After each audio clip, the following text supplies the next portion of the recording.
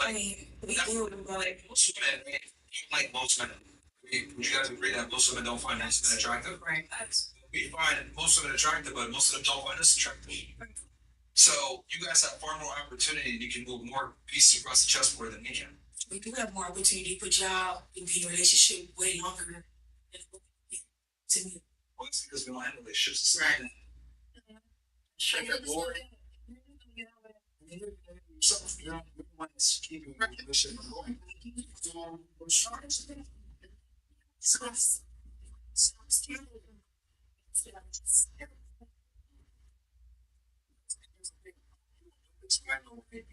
So you know that you feel replace your guy possibly replace me. Yeah, it's true. It's interest. It's pretty, yeah. It's like it's very so your guy you can get this it's so that's the words. You have more options than he does. And that's just in most situations. I mean, hell, even your sister said, oh, yeah, I'm going to have something when I have options on dating.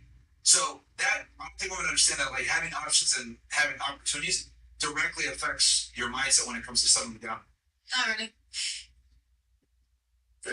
You said not really? Because you just said the fact that I have, like, are you saying, like, the fact that I have options and I said I have options, that's, like, hard for me to settle down? It makes you more reluctant to settle down. So you're more picky. You could afford to be more picky when you have more options. Okay, I guess. Yeah, makes sense. Like that's just kind of what it is. Versus like, let's go back 30 years ago, right? Like, literally back in time. You have access to the internet, you have access to dating apps, you have access to Instagram, whatever. You can be far more open to being something more serious. Like, yeah, the internet has made it where we have endless options. So what ends up happening with women is what's my oyster? I can get any man I want. Why am I gonna sit there and settle with him? Yeah. Well, that's right. That's doing more. There's many options. Yes. That's on Instagram. They admit like so like using the phone right now. It's rejected. Rejected. Remember, you've been rejected. It's still mean. No, that's actually very important. How many times have you been rejected? Or how many times have you rejected? You probably count one thing how many times you've been rejected. There's probably been thousands of times you've rejected right now. You did a cat call, or you gotta try to get your number, or you gotta hate you on Facebook or Instagram. Like you could probably hundreds if not thousands of times you've rejected that. You could probably count one, two hands how many times you've been rejected. That's my point. Women don't get rejected often, if ever. Yeah. And that absolutely plays into your psyche where you think like, okay, I can get almost any guy that I want. Someone you. Or any better than some. Exactly. Because I do think that. Oh, because I really do think like that. Like I feel like the settle until I get what I want. Yeah, I can get what I want. Yeah. So you're 30 with 3 kids. I'm having that right now with my years. But eventually, I think at a certain age, you got to make a choice because of adults. Yeah. And, this is good.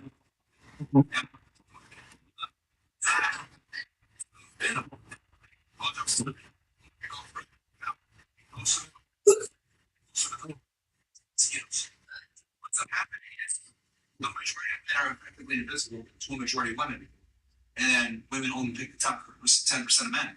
But the problem is that these men typically don't want to settle down. Yeah. Because if men have options, which we rarely do, by the way, only a small fraction of us are able to get options. We don't want to settle down. We want to have multiple women.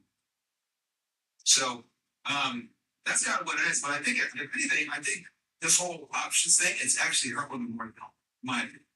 So I think what ends up happening is there's good men that come along. You think I could do better? Yeah. You think you could do better? And then you wait. And then you find out, damn, maybe I can do better. And then you try to settle, but then the problem is that we can't go backwards. So let's say you have a guy, high school sweetheart, has my friends, he treats you well, but it makes you care for you. He's a plug. I can do it. Maybe you travel a little bit, you date one guy that, might have been an NBA player, you date another guy that might have been a business owner, you date another guy that might have been, in the military, you date another guy that, is a rapper or a musician, and then another guy that's a millionaire. What ends up happening, it's like it's very difficult for you guys to go backwards. So if you date a guy of one caliber, you really can't go backwards to date a guy that's not on that same caliber. So what's happening is you hear the victim of your own experiences, like, damn, I'm not going to go backwards. And then you only want that type of guy, but that type of guy doesn't want you back. He might want you for sex. He might want you for a date here or there. He might even fly you out. Is he going to actually commit to you and give you his last name? Probably not. Maybe not. Or you're not willing to be a part of his hair. He has 500 girlfriends. You want to be the sixth? No, I'm special. I don't know how to do that shit. Fine. But then you can't get that to. So this is why most perpetually stay single, because they get acclimated to a certain type of man, and then they can't get that guy. And then when they do decide to settle, 31 years old, 32 years old, and then maybe that guy that they wanted before, they can't be satisfied with him because they had something. Good point. But more stuff. He's not even What is it? Tell us. So what men do more stuff? because I'm trying to see the perfect way to say what I'm saying. But what he's saying, like, it's I You understand. know, there is no, you guys choose one. Just the tallest guy with most money, most status, and it's like, okay, he's fine. It's the same way you want him, everyone wants him as well. Take the options. He's like, Yeah. you know what? But if only you, I got all y'all. I feel like sometimes we're getting pick the same, like go after the same person that they got, like not got away with them, but like the same nigga that didn't look them or anything. Like you, let me give you an example. Like say, for instance, okay, I like scammers. No, wait. No, like scammers, but okay, whatever. But scammers, so you go to another. That's it. It's like it's different types of you got one, you got a scammer, you got a dope boy, you got one with the business, you got different options, but I feel like they keep going like I just no, I'm agreeing with him like I'm saying, but that's what I'm saying, like, I get what I'm saying. But and then you said you feel like that's why women what did you say? They choose wrong. Yeah, they choose one. That's what I'm saying, like because they keep going for the same shit, just different type of bodies. So You're trying to say because men do shit to put us on. no, but even before that, I just feel like now, that's what like I'm not saying I would. You know, we're now. I mean, all women. I don't care if you like. You don't have to have all of me anymore. I think it's different. Smart is. I said once you get acclimated to a certain type of guy, it's difficult to go backwards. I think on that baby, say I did this with an NFL player, and if the Lord, I wouldn't mind dating somebody that didn't make the same amount of money as him, because this one got more peace, I got more happiness, I got more stuff out of him than just focusing on NFL player. Yeah, but you're gonna want to have a tolerable lifestyle. You might not necessarily make 20 million a year, but you're gonna want a guy that is a comfortable lifestyle. So I mean, we do. If I make money too and you make money too, we can make it happen. It don't have to be half and half. I think you don't want that shit. It don't have to be half and half, but like you play majority of the stuff and I do certain things. Like I don't care for all that big. How much money do you think you can make to pay a majority of stuff? See? Like this is what I'm trying to say. Like, When you have a good paying job, what you mean? If the men know how to manage his money, save his money, it's other ways. Like you think, oh, people who got buildings and all this good stuff, oh, it's because they just came out of nowhere and was rich. I think it's like that. When you get acclimated to a certain caliber of man lifestyle, it's very difficult to regress and deal with a guy that's not at that level. Yes. And like those men are effectively almost invisible. Like, it's like chicks that date celebrities, what's up happening? They always have to keep dating celebrities or date athletes or date and on that caliber. Because it's very difficult to go backwards and be like a guy that isn't up at level. Because with you women is that you guys need bigger and better. Does that make sense? You guys can't date someone on your level. You need someone significantly. So what ends up happening is you become almost a victim of your own taste. And you dated a guy that makes $100,000 a month. I can't go backwards now. And he was attractive. Now, the next guy's got to make $100K a month, if not very similar. And or else you're going to not be attracted to. And let's say you can, in your case, digress or I guess like downgrade. Ultimately, you're gonna always remember that guy for the past. You know, company this guy. So take the next $1 and be yes. So, right? See.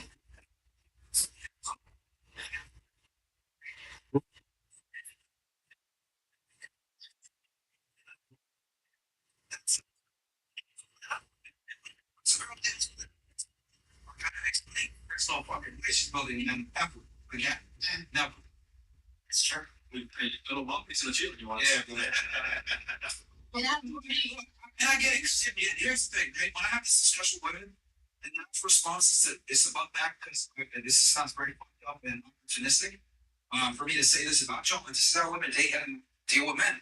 You guys deal with men in a very opportunistic manner when it comes to relationships. What can this guy provide for me? And I know that sounds fucked up, but it's the truth. You know, men saying like, oh yeah, like just bring yourself. Like, no, he needs to bring something. Maybe charisma, charm, good looks, money, height, something. Like men have to bring value to a relationship. Women don't. So if you guys, you look at it like it's kind of fucked up when I say this shit out loud, but it's the truth. A man has to bring something to the table. Women don't. I mean, that's how you guys were raised too. That's true. Yeah, fine. Yeah, but exactly. And I providers and Men are designed to. We're from the time we're little boys, we compete, right? When boys play, right, on the playground, what are we doing? Football, basketball. We're playing a sport. Man, do what you guys do. Hopscotch, shot rope. No fucking winners. Like women don't understand hierarchy and winners and losers. Like you guys just don't understand this concept of like win or lose or success. For I mean, some girls do play sports and shit like that, but women are to participate in activities that doesn't require a decisive victory. Versus like for men, it's like we have to compete. That's what we do. So for you guys, since you guys don't compete, the burden isn't on you guys to like go out there and perform and make money and be successful because we don't care about that. But you guys definitely care about that for us. To the point where you guys will date an ugly guy if he's a winner. Versus we're not gonna date an ugly if she's a winner. Does that make it? You know what I'm saying? Like shut for a short hit. If a dude got money, there's no fucking way like he's gonna go with the ugly just because she got money. We make the money so we don't deal with ugly. Yeah, does that make sense? Versus yeah, we'll gladly deal with the ugly dude if he got money and status. He's a winner. Shut the brush. Keep doing this. You guys agree to disagree? I don't know. to be medium ugly. Y'all know how to do ugly stuff. Service. Serving, bro. You don't make a concession. He checks other boxes. No. I feel like I just said that. I said you gotta be medium. I think ugly niggas so. It just don't make sense. You're right. I'm agree with you. Yeah, you can't just be ugly. Yeah. Come on, stop. So, okay, well, this has been quite the engagement too. This is why I don't believe women make these. My whole takeaway here, the reason sexual things, in general, to this thing, listen, what's the thing that's very together, let's make it funny for you. So this girl, right? This girl that I know, what's her name? So that's it. So, what's her name? The story. So she's in the boys. Oh, yeah, right. You guys don't know. She, this makes it, which makes the story even funny. She has this friend that will come down and visit her from Upland, right? And this girl is very promiscuous, but she would come down, stay with her for free, and hang out with her, right? Every time she wants to come to Miami, she doesn't pay for a hotel, she'll have to pay for an Uber, none of that shit. Like, this girl grabs her around, she takes her out to dinner, she pays for everything, right? But like, if some guys come around and bring her around, yeah, whatever, she's gone. She's drinking with them, hanging out with them, whatever. She bails on her friend all the fucking time to party. Right? So one day she bails on her and like she takes her key fob and moves to get strong and lost and stuff bullshit. And she's pissed, right? She told me the story. Yeah, she fucking just left, and every time we go out to dinner or lunch, like she says she forgot her wallet or she doesn't have money or whatever, and I was on the bill. And anytime we go anywhere, I have to pay the fee to get in, or I have to make the connection, all the shit. And I kind of just laughed, right? Because I was like, damn, how's it feel to be a fucking man? And then she was like, wait, what? And I was like, yeah, what you're experiencing right now is literally what every fucking man goes through when they deal with women. Because you guys are not used to having the shoe on the other foot, where you guys are the one providing all the value, not getting shit back in return, right? So, and I could see she was like, kind of mesmerized, like, what the fuck? And I was like, yeah, like, you're providing all this value, you're paying the money, and you're not getting anything back in return. You're pissed, aren't you? Yeah. She's like, what the fuck? Like, she was living, guys. She was angry. She's like, I fucking hate this girl. I'm never talking to her again. Fuck this bitch. Live it. But the reason why is because women rarely get finessed by other women. You guys finesse men all the time. Free dinner dates, hang out with me here, fix my car here. Oh yeah, thank you so much. Pat on the head, send that nigga home. Nothing. Right? Y'all do that all the time. Every single one of you guys probably has a good one right now. Yeah. That gives you a free dinner date, that you don't have to do shit for, right? I'll tell you, he got told he's punching air, he's pissed. But it's very interesting to see a woman be on the receiving end of that shit and get angry because you guys are not used to it. That was my funny story because I was just laughing. I was like, bro, welcome to being a fucking man. I have one question. And that friends is why women can't be my. That right there, 10 off. I have one. Yeah, you smash. Actually, I gotta hit it back up. Okay.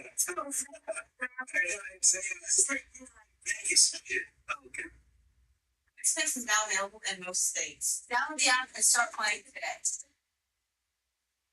Look, kids, minus 196 cents for such big holes. Tate says people will never truly be grateful for everything you do. And once you understand this, your entire mindset changes. Watch this full video carefully. Gentlemen, nobody is ever going to be grateful for any of them. Be grateful for the portion side of the you have. They may say that. They may say thank you. They may be thankful for a few minutes. But by and large, you're going to massively outperform in regards to value given and gratitude received. You've already noticed this in your life.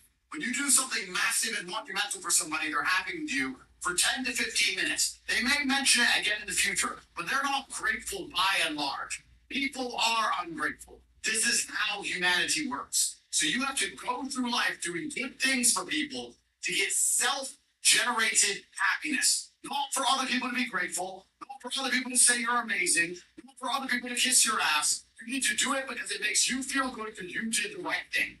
This is what society is built on. Who is grateful for the people who gave up their lives for society? They gave the ultimate sacrifice, their lives, and we mention them once a year. Is that a fair exchange? No.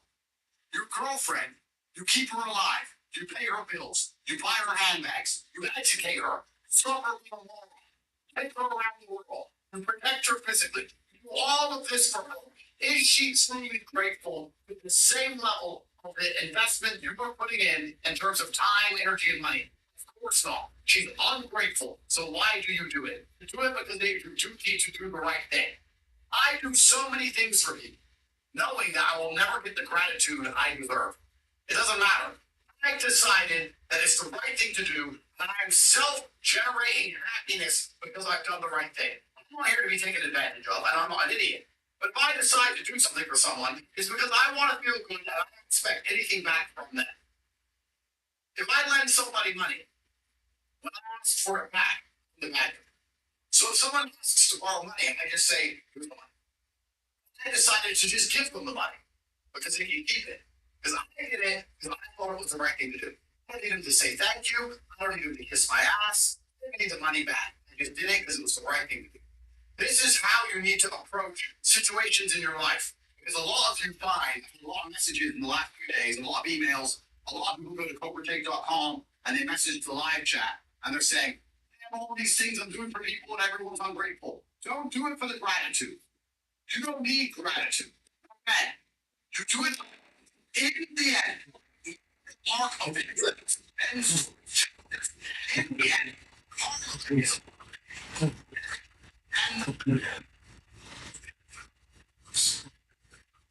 arc to the contrary. Things happen to them. However, the best way for you to approach your life doesn't necessarily have to be true. This is the real intellect. You don't want to go through life saying, this is what is true, so this is how I think. You want to go through life thinking, this is how I can be as competitive as possible. So this is the software for which my mind operates. I am as competitive as possible if I believe these things. They are true or false. I've talked about this before. Someone said they were about to shoot me in the chest. I would stand a better chance of surviving if I believed all the I was like, oh, the bullet's gonna kill me, the bullet's gonna kill me. And then I believe I would die quicker than I'm dead. I'm scared. I took the bullet. You'd be amazed what your mind can do. So you want to operate inside of your head. Your software has to be deliberately programmed to give you the highest competitive advantage. So, believing that the universe is always fair in the end, believing that karma always plays out in the end, gives you the highest competitive advantage. And for that reason, you're going to do nice things for people, even if they're not giving you gratitude in return. Your girlfriend leaves you. She cheated on you and she stole your money and she's a piece of shit. Instead of trying to get revenge, you believe karma's going to play out in the end. The universe is fair in the end. The moral arc of the universe bends towards justice. It's going to be me. As I focus on myself, keep winning, doing the right thing. Do not show much interest in her. You keep focusing on the gym and money. She sees you on Instagram winning. And she bangs you back a year later. If you spam her all the time, don't go to the gym, don't work, spam her a bunch of insults, she's never going to chase you again. Believing that the karma, believing that the universe is going to fix everything if you're just focused on doing the right things, actually made it come true. Your mind isn't about truth. Your mind is about winning. Your mind is about how do I operate to win. So if you're going through life doing good things for other people because you expect gratitude, because you want an ego boost, because you want to feel a little bit better about yourself, that is not the highest operating parameter. The highest operating parameter for your mind is that I do nice things because I want to do them. I do good things because I can do them. And in the end, the universe is going to pay you back. And you know what's crazy? It does. I truly believe it does. Although I see people like Charlie Kirk, amazing people who didn't deserve their fame, you say, well, how can karma be real? How can karma be real when beautiful children are blown to pieces in Gaza? Surely this isn't real. The universe is so unfair. I understand that. But if I accept that the universe is unfair, then I can't. And I'm here to win. This thing. I'm the reason I'm fighting. So great. It's a young man. Get ready to escape the slavery the same person, the matrix of the system. I believe all that good energy, all of the people talking about me in conversations I didn't hear, all of the people saying entertainment me, all of those negative orgos that were being thrown at me by the matrix were repelled by the positive organs of all of the good I did in the world. This is what I believe, which is why I am here as a billionaire, taking my time to talk to you for free, trying to help you. There's more to imagine when you listen.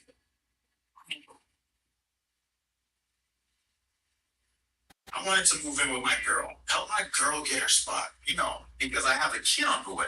Good credit. Forget gratitude. No one's ever going to be gracious for any of the things you've ever done for them.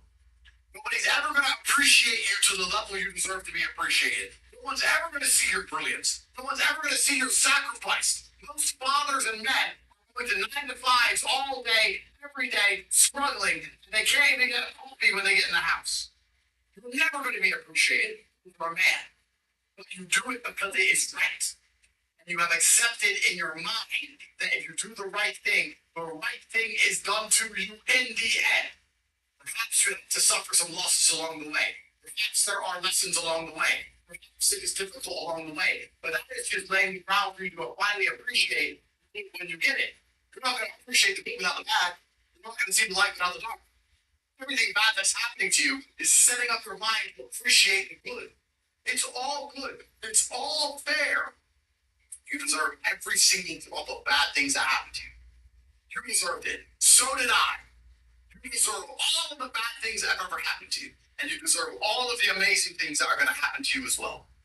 And I promise, if you operate from this frame, if you think this way, if you forget about the notion of gratitude or appreciation or thanks, you're just a good person. I'll give you a really simple example.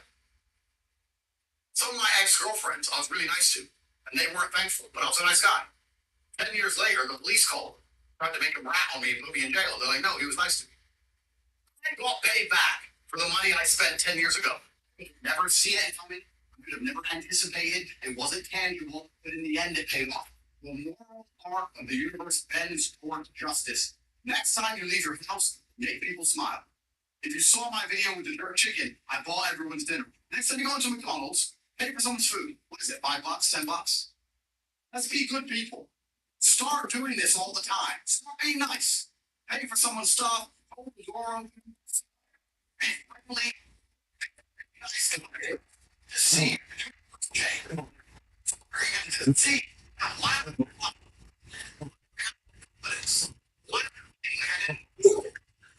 might change. My life is the same. I'm out there trying to do nice things. I'm not doing it for the gratitude. I'm doing it because it's the right thing to do. You're always going to be massively underappreciated as a man. You're always going to be massively underappreciated as a man. And the most masculine thing you can do is stand up and say, doesn't matter if you underappreciate me. I'm going to win anyway. You're not a fool. You're not here to be taken for granted. However, you are a man. Men since the dawn of human time have always made the ultimate sacrifices. And when we made them, they were never appreciated the way they should have been. Any super chats, because I'm reading every super chat today, please send them now before I finish. But I want this to be remembered, gentlemen. There's something very feminine about the idea of gratitude. I did this for you, so you need to give me this. I did this for you, so you need to say thank you to me, lick my ass. I did this for you, so you need to be really nice to me. This is the feminine frame. Men just win. We just win. We just build empires. We just build worlds. We build environments. We build society. We build Bangkok, Bangladesh, Baghdad, Baltimore. We build all of it. Men build everything. We don't go into our world. Men enter my world. Meet a girl, a beautiful woman in my bed. And then she says, you have all these other girlfriends. You say, yes. Well, I don't want you to. Then leave my world. This is my world. These are my cars. These are my houses. This is my yacht. These are my jets. This is my fame. My money. My world. You can leave. I'm not going to drive them. You can leave. But if you stay, it's going to be my rule set in my world that I built. That's what men do. And you know what happened when I was building all this? When I was working long, sleepless nights, when I was suffering and remaining in jail, when I was buying the houses, when I was sorting out the additional passports for the mother of my kids, when I was dealing with the tax authority, when I was struggling all day, fighting the media, fighting the maker, when I was doing all of this, who said thank you? Nobody. And now I have the empire. Now I have the empire. The universe gave me the empire. I'm the most famous man on the fucking planet. The universe paid me back. It always will. I only had the gumption, determination, and motivation and persistence to achieve all of this because I knew in the end it would be given to me. There has never been a man in human history who went to the gym and tried as hard as he could and ate right and trained really hard and didn't get in shape. If you dedicate yourself, the universe will give you what you're working for. It's that simple.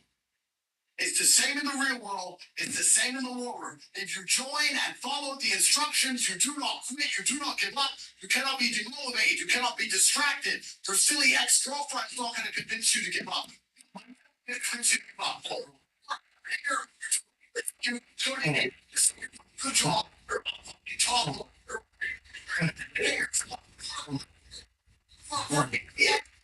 Everything is a dream of. Bugattis and the Bugatti. And the jets, and the yachts, and the houses, and the fame. And I know